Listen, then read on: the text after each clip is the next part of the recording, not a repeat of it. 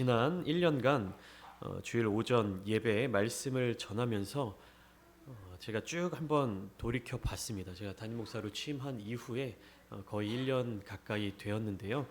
지난 1년간 제가 전했던 설교의 본문들 또 설교의 제목들 이러한 것들을 쭉 돌이켜 보니까 사도행전의 본문을 통하여 말씀을 많이 전하고 있었더라라는 것을 알게 되었습니다. 지난 1년간 오늘 포함해서 사도행전의 본문을 통해서 7번째 말씀을 전하고 있는데요. 왜 그런가 돌이켜 생각을 해보니까 교회의 본질 그리고 교회가 무엇인지 또 교회가 어떤 역할을 감당해야 하는지에 대해서 지난 1년간 집중적으로 말씀을 전했기 때문이지 않을까라는 생각이 들었습니다. 교회는 무엇인가? 그리고 교회라고 하는 이 곳에 모인 우리가 추구해야 될 것은 무엇인가? 우리가 나아가야 될 방향성은 어디인가? 라는 것을 계속해서 집중하고자 합니다. 특별히 오늘은 성결교회 주일로서 우리가 기독교 대한 성결교회 아름다운 창대교회라는 이름으로 함께 모이고 있는데, 그러면 기독교 대한 성결교회가 어떤 교회인가, 이 성결교회가 추구하는 방향성은 구체적으로 어디에 있는가를 함께 나누어 보고자 합니다. 오늘 말씀 제목에도 포함되어 있지만 성결교단에서는요, 이 사중복음을 강조하고 있습니다. 사중복음을 기초로 한 신앙과 또한 그런 믿음 생활을 강조하고 있습니다. 사중복음은 우리가 흔히 오해할 수 있는데요, 사복음서와는 다른 개념입니다. 그러니까 사복음서는 무엇이죠? 마태복음, 마가복음, 누가복음, 요한복음, 예수님의 공생의 사역에 대한 내용들이 기록되어 있는 복음서, 4개의 복음서가 사복음서입니다. 그러면 사중복음은 무엇이냐 질문을 했을 때 우리가 이야기하는 중생, 성결, 신유, 재림으로 정의되는 성결교단의 정체성이면서 또 동시에 이것은 성결교단만의 것은 아니고 거슬러 올라가면 예수 그리스도께서 이 땅에서 전하신 복음의 핵심 그리고 그 근본이 여기에 있음을 알게 되는 것입니다. 중생의 복음, 성결의 복음, 신유의 복음, 재림의 복음이 결국 무엇이냐? 예수 그리스도께서 이 땅 가운데 오셔서 공생의 사역을 함께 하시면서 전하셨던 그 복음의 본질, 그 복음의 메시지가 담겨져 있는 그러한 사중복음이다라고 하는 것입니다. 우리는 이 사중복음을 통해서 하나님 나라를 발견할 수 있게 됩니다. 예수 그리스도께서 보여주신 그 하나님의 나라가 무엇인지를 알 수 있게 된다는 사실입니다. 예수님께서는 이 땅에 왜 오셨습니까? 예수 그리스도께서 이 땅에 오신 이유가 무엇입니까? 구원받을 자격 없는 우리에게 큰 구원의 기쁜 소식, 즉 복음을 전해 주시기 위하여 오셨습니다. 인류를 구원하기 위한 하나님의 복음은요, 나사렛 예수 그리스도에게서 빈틈없이 또 정확하게 들려졌습니다. 그렇기 때문에 우리는 예수님의 관점으로 성경을 읽게 될 때 하나님 나라의 복음이 뚜렷하게 들리게 되는 것입니다. 이것은 바로 우리 성결교단이 창립 때부터 주창하고 선포해온 사중복음이며 그것은 예수님에게서 완벽하게 드러난 생명의 복음인 것입니다. 우리가 말씀을 들을 때, 성경을 읽을 때, 그 복음을 받아들일 때 나 중심적으로, 나의 생각대로, 나의 판단대로, 나의 기준대로 받아들이는 것이 아니라 누구의 시각대로, 누구의 시선으로 바라봐야 된다는 것입니까? 예수님의 시선으로, 예수님께서 전하신 그 메시지를 예수님의 마음으로 바라보아야 한다는 것입니다. 예수 그리스도의 사중복음은 중생의 복음, 성결의 복음, 신유의 복음, 그리고 재림의 복음이라고 말씀을 드렸습니다. 예수님의 하나님 나라의 선포에는, 즉 예수님께서 전해주신 그 복음의 메시지 안에는 적어도 이 4가지 복음이 차원이 있음을 아는 것이 매우 중요합니다. 예수님께서 선포하신 모든 메시지 가운데 반드시 이 4가지가 포함되어 있다는 것입니다. 성결교회는 이 사중복음을 다 강조하고 있지만 그 중에서도 특별히 성결을 보다 더 중시하고 있기 때문에 교회 이름 가운데에도 성결을 포함하고 있습니다.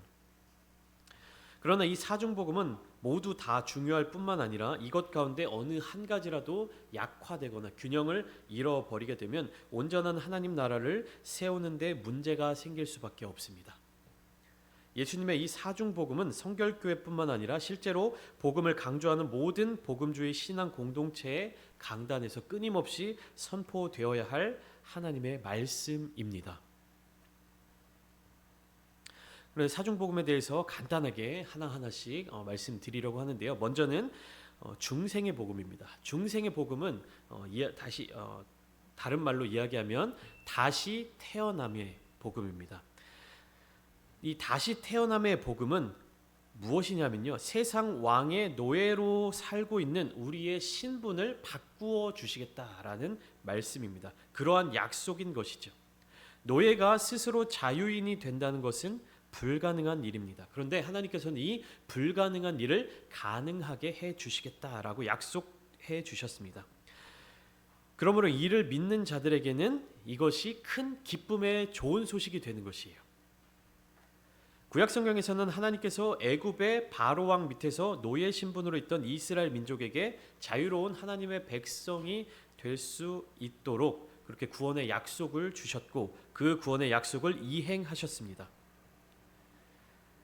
그것이 아무리 좋은 소식이라 할지라도 현실적으로 불가능한 일이었기 때문에 이스라엘 백성들은 그 약속을 믿지 못했습니다.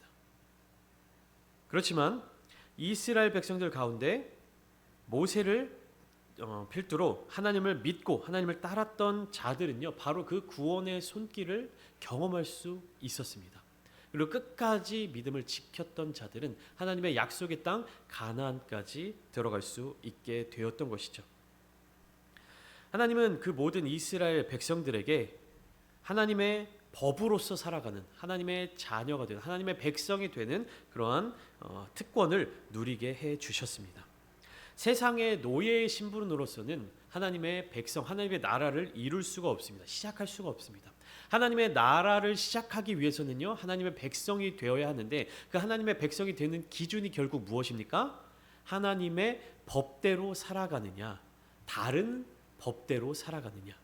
우리가 대한민국이라는 나라에서 대한민국 국민으로서 살아갈 수 있는 이유가 무엇입니까? 대한민국 헌법 아래에 들어가 있기 때문입니다. 그 헌법을 기준으로 그 헌법을 따라 살아가기 때문입니다. 우리가 하나님의 나라 백성이 될 수 있는 근거는 어디에 있는 것입니까?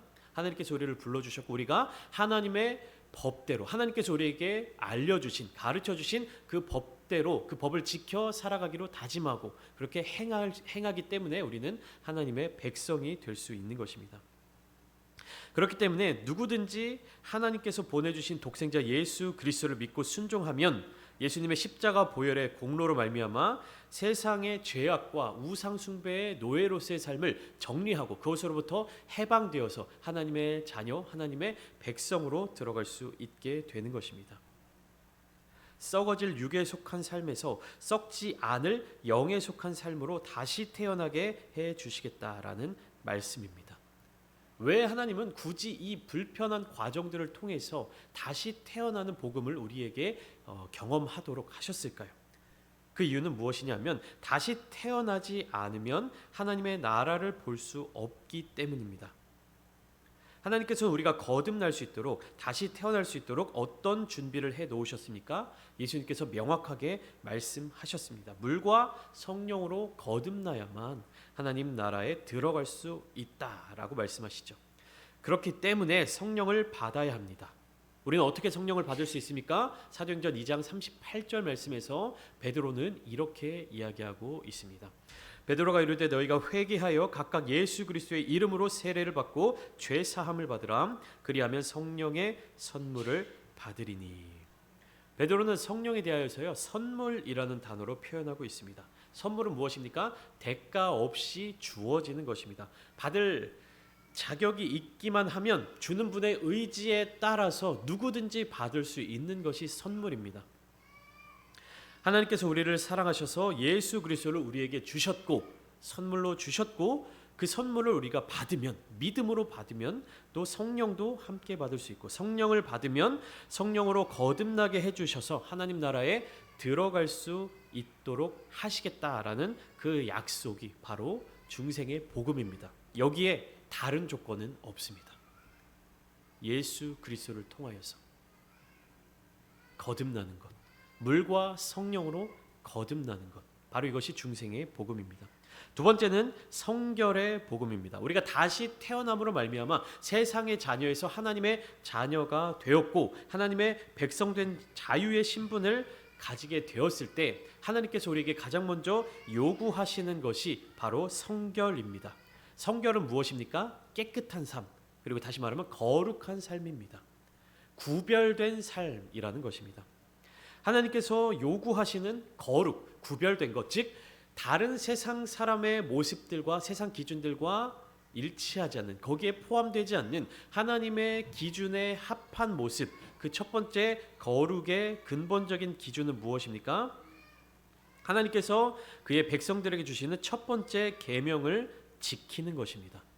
출애굽기 20장 2절과 3절 말씀에 하나님께서 이스라엘 백성들에게 주신 첫 번째 계명이 나타났는데 우리 함께 한 목소리로 읽어보시겠습니다. 시작. 나는 너를 애굽 땅 종되었던 집에서 인도하여 낸 내 하나님 여호와니라. 너는 나 외에는 다른 신들을 내게 두지 말라. 이렇게 말씀하십니다. 하나님께서는요, 자기를 소개해 주시는 거예요. 이스라엘 백성들에게 자기를 소개해 주시고, 나는 너를 애굽 땅 종되었던 집에서 인도하여 낸 너의 하나님 여호와니라. 그리고 명령하시죠. 너는 나 외에는 다른 신들을 내게 두지 말라. 이스라엘 백성들이 왜 그들 가운데 하나님 나라를 이루지 못했습니까? 바로 이 첫 번째 계명을 지키지 못했기 때문입니다. 거룩한 하나님의 백성들은 마찬가지로 거룩해야 하는데 그들은 거룩하지 못했습니다. 구별되지 못했다는 얘기예요. 하나님의 백성이 된다는 것은요, 다른 신들의 모습이 아니라, 다른 신들의 성격이 아니라, 다른 신들의 존재 이유가 아니라 바로 하나님의 모습을, 하나님의 형상을, 하나님의 성품을 닮아가야 하는데 그렇게 구별되지 못했다는 것입니다. 하나님의 백성이라고 이름을 받았지만 그들의 삶의 모습이, 그들의 삶의 행태가 무엇을 자꾸 따라가고 있었기 때문에, 이방 신들을 섬기는 자들을 따라가고 있었기 때문에 하나님의 백성인지 이방 신들의 백성인지 구별이 되지 않는 거예요. 하나님께서는 분명히 이스라엘 자손들을 향해서 너희가 내 백성이 되고 나는 내 하나님이 될 것이다 말씀해 주셨는데, 하나님은 이스라엘 백성들을 구별하여 그들의 하나님이 되어주셨지만 이스라엘 자손들은 어떻습니까? 자기들을 구별하여 하나님의 백성으로서의 모습을 갖추지 못했습니다. 하나님의 백성으로서도 살아가면서 동시에 또 무엇을 놓지 못하고 있었습니까?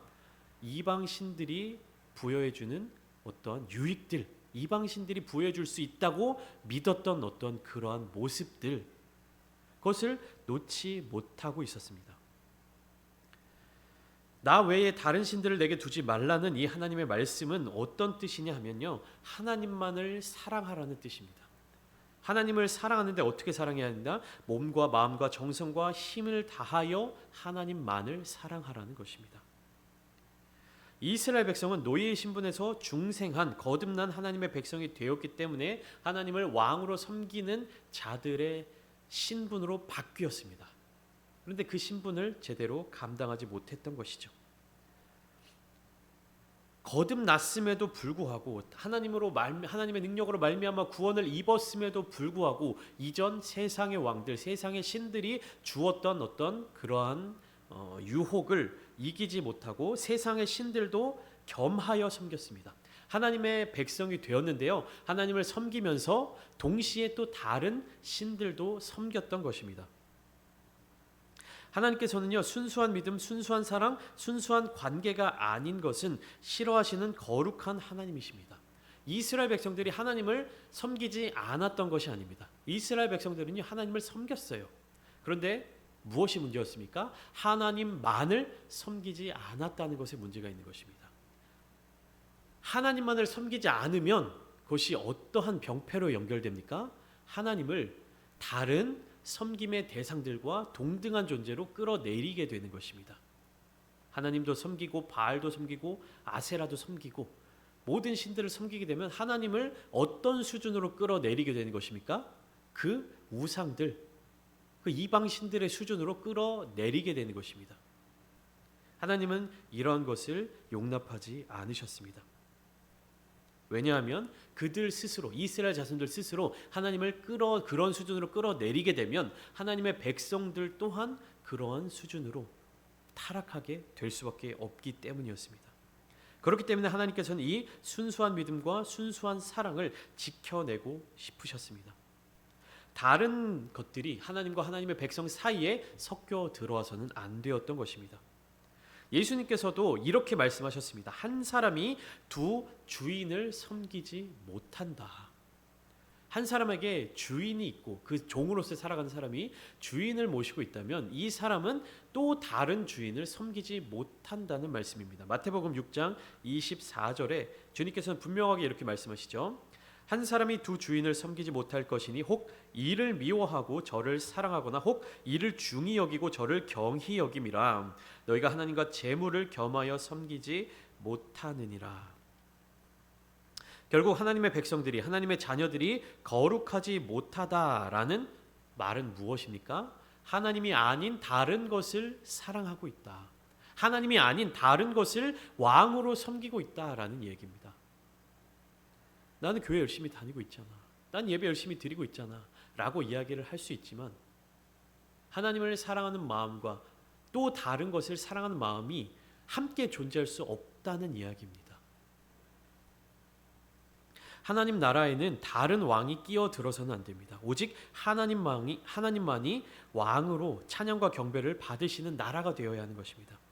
다른 모든 계명을 지킨다고 하더라도 제 첫 번째 계명이 깨어지면 하나님 나라는 세워질 수가 없는 것입니다. 우리는 어떻습니까? 하나님의 법을 중심으로 우리의 삶이 돌아가고 있습니까? 아니면 자본의 논리로 우리의 삶이 돌아가고 있습니까? 어쩌면 우리는 하나님과 재물을 겸하여 섬기고 있는 것은 아닐까요? 과연 나는 첫 번째 계명으로부터 자유로운 하나님의 자녀인지를 분명하게 묻고 대답해야 할 것입니다. 예수님께서는요, 그 첫 번째 계명으로부터 자유하지 못한 우리를 향하여서 하나님 나라의 복음을 약속해 주셨습니다. 우리의 능력으로는, 우리의 의지로는 거룩하고 성결한 삶을 살아내지 못하고 있는 그런 모습을 보고 주님께서는 그러한 것들을 약속해 주셨습니다. 우리를 거룩하게 하시겠다는 약속을 주셨습니다. 어떻게 하시겠다는 겁니까? 성령으로 세례를 주시겠다고 말씀하셨습니다. 성령으로 충만하게 해주심으로 하나님만 사랑할 수 있도록 하시겠다는 것입니다. 오늘 주님께서는 유언과 같이 말씀하십니다. 너희는 예루살렘을 떠나지 말고 아버지께서 약속하신 성령을 받아야 한다. 오직 성령이 임할 때에라야 너희에게 권능이 임한다. 말씀하시고 계십니다.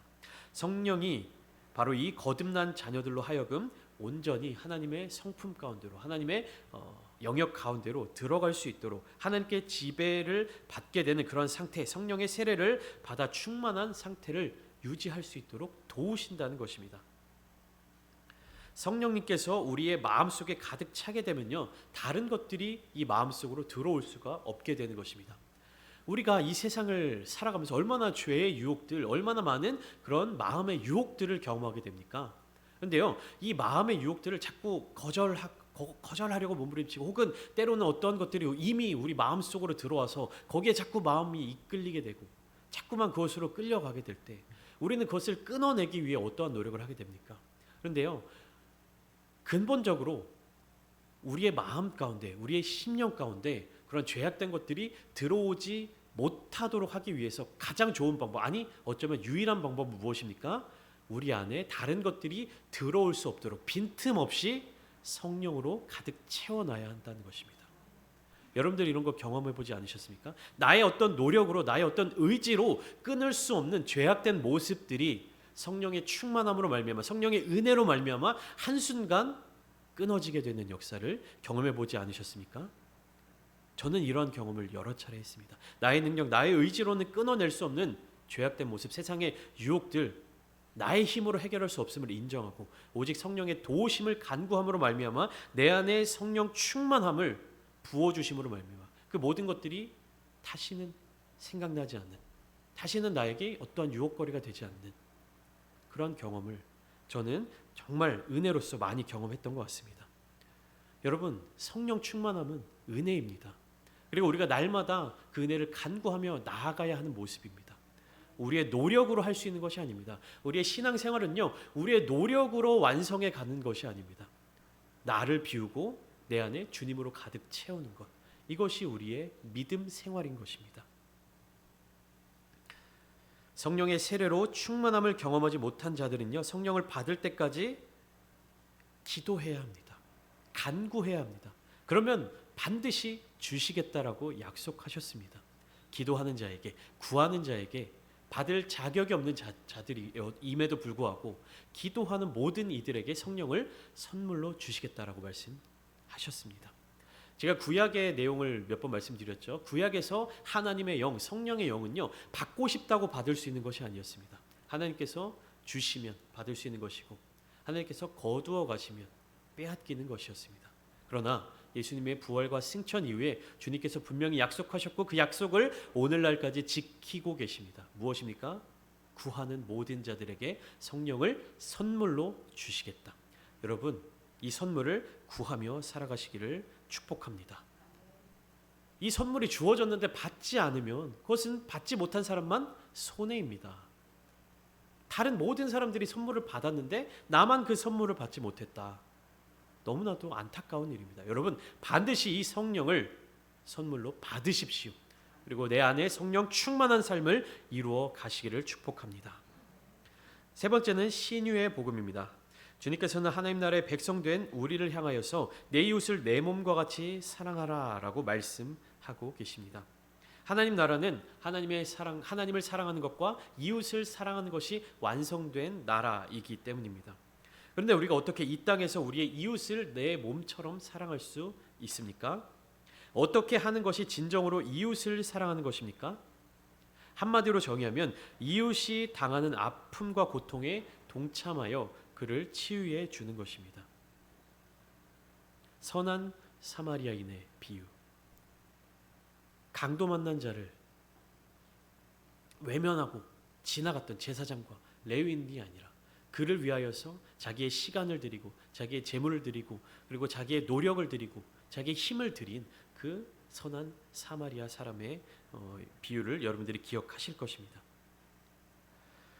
모든 사람은 생명의 근원인 하나님을 떠난 이후부터 죽음을 피할 수 없는 운명의 존재들이 되었습니다. 사람들은 죽음에 이르기 전에는 영과 혼과 육이 질병으로 고통을 당하게 됩니다. 그래서 인생은 태어나서 늙고 죽게 되는 생로병사의 길을 밟게 되는 것입니다. 예수님께서는 우리도 바로 그 예수님처럼 이웃을 사랑할 수 있게 해주시겠다는 복음을 들려주시고 계십니다. 나라와 민족 그리고 온 세계 인류가 그리고 더 나아가 가까운 우리의 이웃들이 영과 혼과 육의 질병으로 말미암아 고통을 당하고 있습니다. 예수님께서는 바로 이 고통받는 자들을 향하여서 회복의 복음을 전해주셨습니다. 하나님의 능력으로 치유할 수 있도록 해주시겠다고 말씀하고 계십니다. 하나님은 영혼육의 질병으로 고통당하는 백성들을 치료하심으로 하나님 나라가 바로 그 가운데 우리 가운데 임하여진다는 사실을 보여주셨습니다. 주님께서는 제자들에게 모든 귀신을 제어하며 병을 고치는 능력과 권위를 주시고 하나님의 나라를 전파하도록 명령하셨습니다. 회복하고 치유하고 병을 고치고 귀신을 쫓아내고 그 다음에 하나님의 나라를 이어서 이루고자 하셨던 것입니다. 고통당하는 백성들이 회복되는 것, 고난당하는 백성들이 회복되는 것이 바로 하나님 나라의 시작이기 때문입니다. 제자들에게 그러한 병을 고치는 능력과 권위를 주시고 하나님 나라를 전파하도록 하신 주님께서는요, 오늘날 우리들에게도 바로 이와 같은 권위와 능력을 부어주셨습니다. 예수 그리스도의 이름으로 말미암아 하나님을 믿는 그 믿음으로 말미암아 우리에게 회복케 하는 권능을 주셨습니다. 우리 교회는 바로 이 권능을 사용해야 합니다. 회복하는 교회가 되어야 되고 치유하는 교회가 되어야 되고 병든 자들을 고치며 무너진 자들을 일으켜 세우는 교회가 되어야 하는 것입니다. 우리들이 예수의 이름으로 고침을 받을 뿐만 아니라 우리들이 다른 이웃들을 향하여서 이 신유의 복음, 구원의 회복의 복음을 증거할 수 있도록 하나님께서 능력을 부어주셨습니다. 우리는 바로 이 하나님 나라의 능력, 이 기쁨의 복음을 선포해야 할 사명을 가지고 있는 것입니다. 예수님께서 선포하신 하나님 나라는요, 우리가 죽은 이후에 가게 되는 영원한 생명의 나라만으로 제한되어 있는 것은 아닙니다. 이 땅에서도 하나님의 나라를 이루고 하나님의 나라를 누릴 수 있음을 알려주셨습니다. 영혼의 질병, 마음의 질병, 육체의 질병 등 모든 질병은 여러 가지 이유로 인하여서 발생하게 되는데요. 특별히 무엇으로 말미암아 발생하게 되느냐? 관계의 분리로 말미암아 나타나는 현상들인 것입니다. 하나님과의 관계가 분리될 때 우리의 영혼의 질병이 찾아오게 됩니다. 이웃과의 관계가 분리될 때 마음의 병이 나타나게 됩니다. 자연과 분리될 때 몸의 질병이 찾아오게 되는 것입니다. 어떠한 관계든지 무너져버린 관계, 분리되어져 버린 관계를 이어주는 것, 그것을 다시 회복하는 것, 그래서 하나의 유기적인 관계, 창조의 질서로 회복되는 것을 우리는 사랑이라고 부릅니다. 사랑은 정상적인 관계를 유지하고 또한 유지되는 모든 것들을 말합니다. 하나님 나라 안에는 오직 사랑의 힘만이 작용합니다. 말씀과 십자가의 능력은 원수되어 분리된 자들이 다시 하나 되어 결합하는 것을 의미합니다. 성령은 진리와 사랑의 영으로서 성령이 역사하시는 곳에서 분리된 모든 관계들이 재결합하는 사랑의 은혜, 그 역사가 일어나게 되는 것입니다. 하나님의 치유하는 역사는 바로 말씀과 성령의 능력이 나타나는 곳에 언제나 발생하게 되어 있습니다. 하나님께서는 우리에게 그것을 구하는 자에게 이루어 주시겠다라는 약속을 주셨습니다. 우리는 회복을 날마다 간구해야 합니다. 우리의 회복뿐만 아니라 우리가 사랑하는 이웃, 우리가 사랑해야 하는 이웃들에게도 바로 이 회복의 은혜, 신유의 복음을 전해야만 합니다. 마지막으로 사중복음의 네 번째 사항은 재림의 복음입니다.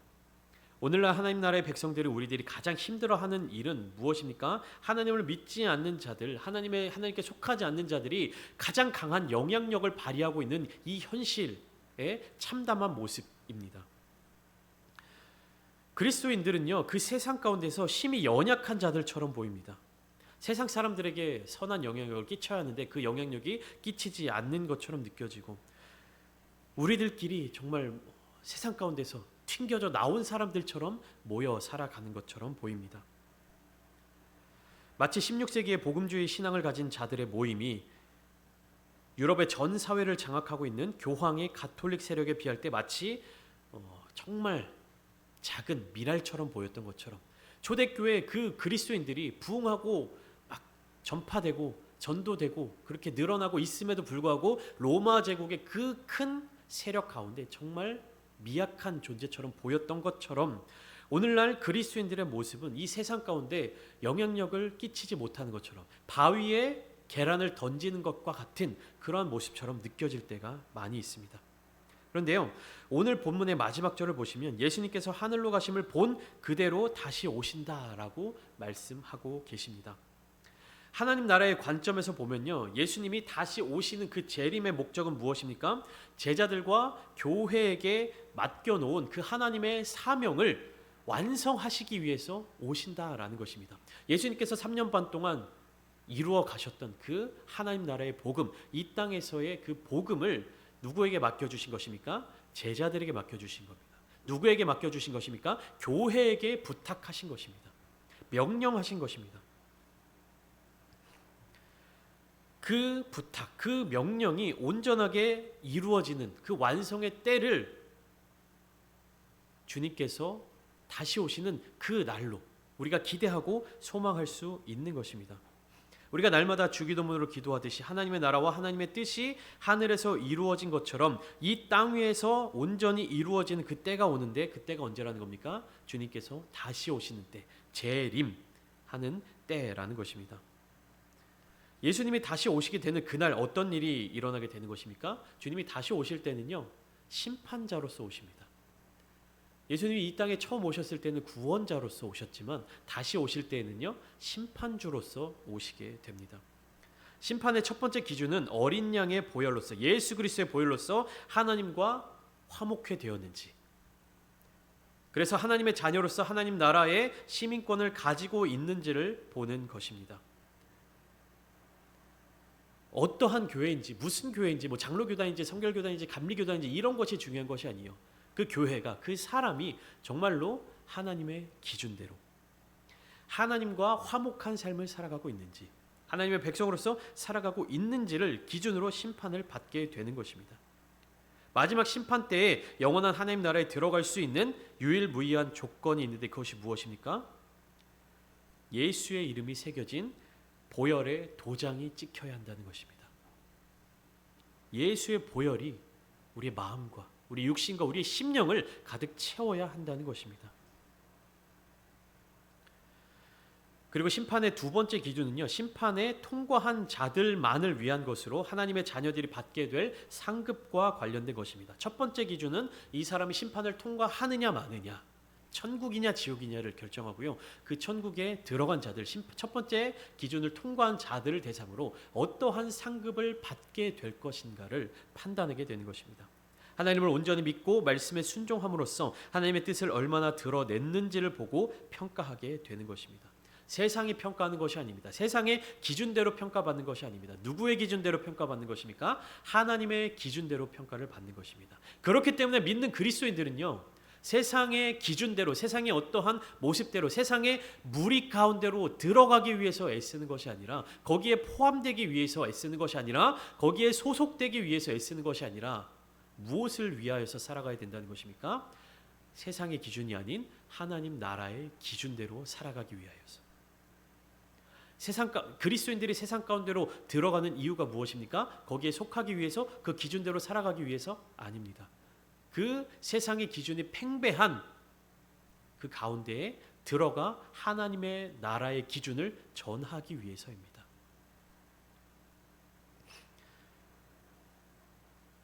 세상에서 제대로 평가받지 못한 것들은 최후의 심판자이신 예수 그리스도께서 오실 때에 만천하에 드러나게 될 것입니다. 말씀대로 의를 따라 살다가 핍박과 손해와 억울한 일을 당한 성도들에게는 바로 그 재림의 복음이 가장 큰 기쁨이 될 수밖에 없습니다.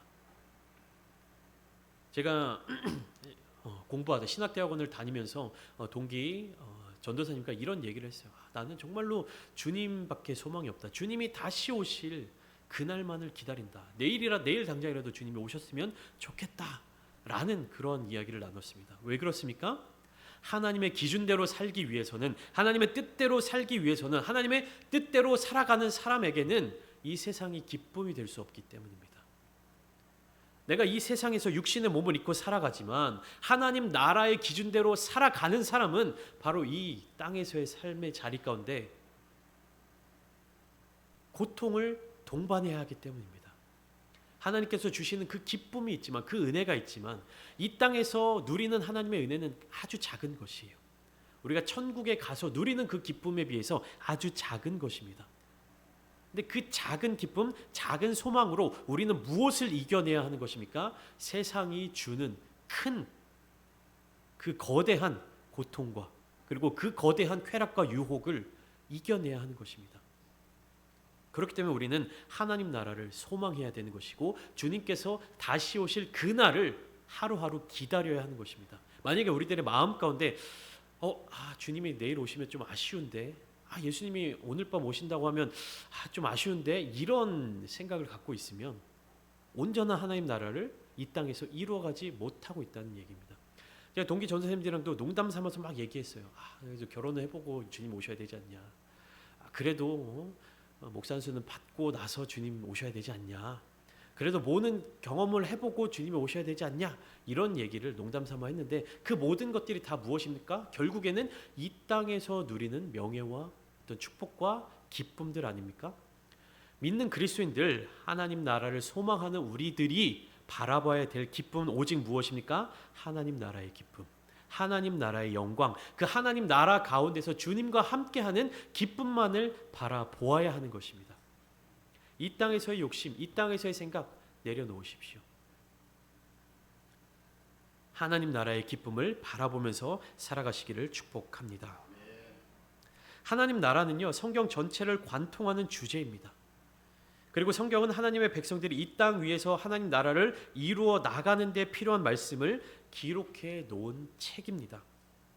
예수님께서는 우리를 하나님 나라의 복된 자녀로서 부르셔서 우리로 하여금 하나님 나라를 이 땅에서 세워 나갈 수 있는 복음을 선포하시고 그 복음의 능력을 실제로 보여주셨습니다. 그렇기 때문에 우리는 이 땅에서 하나님 나라의 기쁨을 경험해야 합니다. 그리고 하나님 나라의 기쁨을 전해야 합니다. 사중복음, 중생, 성결, 신유, 재림의 복음은요, 우리가 이해하기 쉽게 그렇게 구분되어서 가르치고 있는 것이지 실제로는 결국 무엇입니까? 하나님 나라의 기준을 우리의 삶의 자리 가운데로 주입하는 겁니다. 하나님 나라의 백성의 기준대로 살아가기로 결단하는 것입니다. 하나님 나라의 백성의 기준대로 살아감으로 누릴 수 있는 모든 것들을 의미하는 것입니다. 그것이 우리에게 사중복음입니다. 큰 기쁨의 좋은 소식인 것입니다. 하나님께서는 우리로 하여금 죄로부터 자유하기를 원하십니다. 고통으로부터 자유하기 원하십니다. 세상으로부터 자유하기 원하십니다. 이 자유함을 위해서 예수님께서는 스스로 그 자유함을 버리셨습니다. 우리로 하여금 자유함을 누릴 수 있게 하기 위해서 예수님께서는요, 자유하지 못한 몸이 되셨습니다. 육신의 몸을 입으셨고 그 육신의 몸이 십자가에 달리게 되셨던 것입니다. 우리는 하나님의 나라를 이루어 가야 합니다. 우리는 이 땅에서도 하나님의 나라를 살아내어야 합니다.